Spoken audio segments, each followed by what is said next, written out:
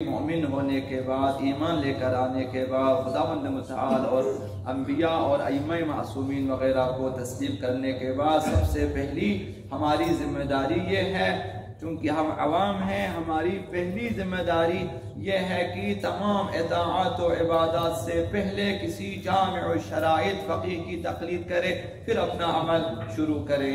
نماز پڑھنی ہے، بچے کو سکھانا ہے، سب سے پہلے اسے سکھا دیں کہ کس مجتہد کی تقلید کی بنا پر آپ یہ نماز ادا کر رہے ہو، اور اگر روزہ انہیں بتا دیں کہ آپ اس سکھانا پڑے گا یہ بھی کہ آپ اس فقیہ کی تقلید کریں، ابتدا میں سکھانا ہوتا ہے، اس کے بعد خود تحقیق کریں۔ جس فقیہ کو آپ عالم سمجھتے ہیں وہی آپ اپنے بچے کو بتا دیں۔ مثلا میں آیت اللہ سیستانی کا ہوں تو ہم اپنے بچے کو بتا دیں بھئی آپ ان کی تقلید کریں، یہ ہماری نظر میں بہتر ہے۔ مثلا یا مثلا آیت اللہ مکارم یا مثلا مقام معظم رہبری کسی کے بارے میں بتا دیں، اسے کہیں اپنے تمام اعمال ان کے مطابق انجام دینی ہے۔ یہ تقلید سب سے پہلا فریضہ ہے۔ تو لہذا اگر مثلا ابھی ہم لوگ ہوتے ہیں کہ بعض لوگوں کو جو ہے احکام بتانے میں اصلاً کوئی جھجک نہیں ہوتی ہے، بتا دیتے ہیں صحیح یا غلط، جسے ہم اپنی اصطلاح میں کہتے ہیں تکے میں بتا دیتے ہیں کہ شاید یہی صحیح کو میرا خیال ہے کہ آپ اس طرح کریں۔ حکم شرعی میں، حکم خدا میں اپنی رائے شامل کر دیتے ہیں، حرام ہے اور گناہ ہے۔ اگر ایک شخص حکم شرعی نہیں جانتا ہے تو اسے دوسروں کو نہیں بتانا چاہیے۔ اگر نہیں جانتا اس کا اپنا فریضہ یہ ہے کہ پوچھنے میں شرم نہ کرے، وہ جا کر پوچھیں، اس سے پوچھیں جس کے بارے میں اسے اطمینان ہو کہ یہ مجھے صحیح بتائے گا، اس سے جا کر پوچھیں۔ اس کے لیے لازم ہے پوچھیں اور سیکھیں اور اس کے بعد اس پر عمل بھی کریں۔ اگر نہ پوچھا نہ سیکھا تو یہ شخص جاہل مقصر کہلائے گا۔ مقصر عند اللہ معاف نہیں ہے، مقصر یعنی جان بوجھ کر جس نے کوتاہی کی ہے، خداوند متعال سے جو ہے معاف نہیں کرتا۔ پس جسے بھی جتنے اپنے مبتلا بھی مسائل، یعنی جن مسائل کی خود اسے ضرورت ہے، پوچھنا اور سیکھنا واجب ہے۔ نہیں پوچھ سکتے، پڑھ سکتے ہو، جائیں خود ہی پڑھیں ان منابع احکام میں سے، مثلا توضیح المسائل، مثلا منہاج الصالحین، مثلا اسی طرح سے دوسری کتابوں میں جو کہ احکام کی کتابیں ہیں، متعدد کتابیں ہیں، جہاں سے اسے پتا ہو کہ یہاں میرے مسائل موجود ہیں، جا کر خود ہی پڑھے۔ اگر نہیں پوچھ سکتے، اگر نہیں سیکھ سکتے، یہ واجب ہے۔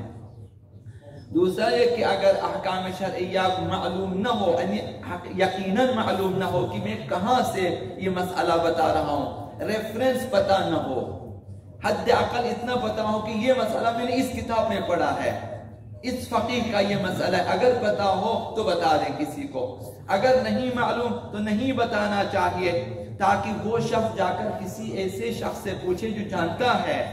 آپ نے بتا دیا، اس نے اگر غلط عمل کیا تو اس کا گناہ آپ کے ذمہ بھی جو ہے آ جائے گا۔ تو لہذا اگر مسئلہ نہ جانتے ہوئے بھی اپنی طرف سے کوئی جواب دیا کسی پوچھنے والے کو تو وہ شخص مقصر اور گناہ کار کہلائے گا اور سزا کا مستحق ہوگا قیامت کے دن۔ لہذا ہماری ہم سب کی پہلی ذمہ داری یہ ہے کہ ہر عمل سے پہلے اس کا مسئلہ اور اس کا حکم شرعی جان لیں، یہ ہمیں معلوم ہونا چاہیے۔ حضرت آقا امیر المؤمنین علی بن ابی طالب علیہ السلام نے ارشاد فرمایا، یا معشر التجار، اے تجارت کرنے والو، یہاں تو اکثر تجارت ہی تو کرتے ہیں ہم لوگ، دکاندار بھی تو تاجر ہیں، بازار میں جو کچھ کام کرے سب تاجر ہیں، تجارت کرتے ہیں۔ فرمایا یا معشر التجار الفقہ، پہلے سیکھو فقہ، سیکھو حکم شرعی کو، سیکھو احکام شریعت کو سیکھو، ثم المتجر، جاؤ اس کے بعد تجارت کرو۔ روٹی پکانے والے کو پتہ ہونا چاہیے کہ حکم شرعی جو ہے نانوائی کے سلسلے میں کیا ہے، کپڑا بیچنے والے کو، چائے بیچنے والے کو، دوا بیچنے والے کو، سب کو پہلے معلوم ہونا چاہیے کہ حکم شرعی کیا ہے۔ سونار کو پہلے معلوم ہونا چاہیے کہ سونے کے سلسلے میں، بنانے کے سلسلے میں مثلا حکم شرعی کیا ہے۔ ایک سونار کے لیے اجازت نہیں ہے کہ مثلا وہ مردوں کے لیے سونے کے زیورات بنا دے، مثلا بیچنے والے اسی نیت سے نہ بنائیں مثلا کہ یہ مردوں کے استعمال، چونکہ حرام۔ مثلا ریشم بیچنے والے کو یہ جائز نہیں کہ وہ مردوں کے لیے ریشمی کپڑا بنا کے بیچے، مثلا چونکہ جو چیز مردوں کے لیے حرام ہے۔ دیکھیں مسئلہ نہ جاننے کی وجہ سے کیا ہوتا ہے، باہر ممالک میں جاتے ہیں اور 2 نمبر کام کرتے ہیں، یعنی ناجائز کام کرتے ہیں، پیسے لیتے ہیں، تو ہم تو اپنا کام کریں، ہم تو اپنی مزدوری لے رہے ہیں۔ آپ کا کام جب حرام ہے تو مزدوری بھی حرام ہے، یہ مسئلہ نہ جاننے کی وجہ سے مثلا۔ تو لہذا فرمایا کہ الفقہ ثم المتجر، پہلے احکام سیکھو اس کے بعد تجارت کرو، ہر کسی کے لیے یہی ہے۔ تو 3 دفعہ آقا امیر المؤمنین نے فرمایا الفقہ ثم المتجر، 3 بار، یہ 3 بار تاکید کے لیے ہے کہ ضرور پہلے احکام سیکھو۔ آپ ہوٹل چلانا چاہتے ہیں، پہلے پوچھیں کہ اس میں کیا مسائل شرعیہ ہے۔ آپ جو ہے کچھ بھی کام شروع کرنا چاہتے ہیں، پہلے اس کے بارے میں احکام شرعیہ جاننا ضروری ہے۔ اور شرائط قبولی عبادات میں سب سے پہلے شرائط صحت عبادت ضروری ہے۔ یہ شرائط جو احکام شرعیہ جو ہے وہ شرائط صحت اعمال ہیں کہ اعمال صحیح ہو جائیں۔ یہ قبولیت اعمال میں پہلی شرط یہی ہے کہ اعمال پہلے صحیح ہوں تاکہ قبول ہو جائیں۔ شرائط صحت عبادات میں اہم ترین شرط یہ ہے کہ عبادات اور جو ہے احکام شرعیہ کے مطابق انجام پائے، حتیٰ 1-2 رکعت نماز مستحبی بھی ہے، حتیٰ ایک غسل مستحبی بھی ہے، معلوم ہونا چاہیے کہ یہ غسل جو میں کر رہا ہوں واقعا مستحب ہے یا نہیں ہے۔ ابھی اندازن اپنی طرف سے مستحب سمجھ کے انجام نہ دیں۔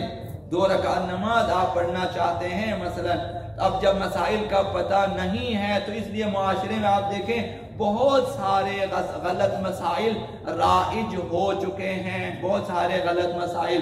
2 عیدوں کے بیچ میں شادی نہیں ہونی چاہیے، جمعرات کو مثلا وہاں نہیں جانا چاہیے، بدھ کے دن مثلا سفر نہیں کرنا چاہیے، ایسے ہزار مسائل ہیں، یہ ان میں ہم مبتلا ہو جاتے ہیں۔ خواتین تو خیر جو ہیں بہت ہی زیادہ پسماندہ ہے احکام شرعیہ کے سلسلے میں، اس لیے کہ انہیں مسائل شرعیہ بتانے کے مراکز نہ ہونے کے برابر ہیں یا بہت کم ہیں۔ یہ مردوں کے لیے غیرت کرنی چاہیے، خواتین کے لیے کوئی ایسا مرکز جو ہے کھول کے دے دیں جہاں وہ آرام سے اپنے مسائل شرعیہ جا کر پوچھ سکیں، سیکھ سکیں اور اس کے بعد عمل کر سکیں۔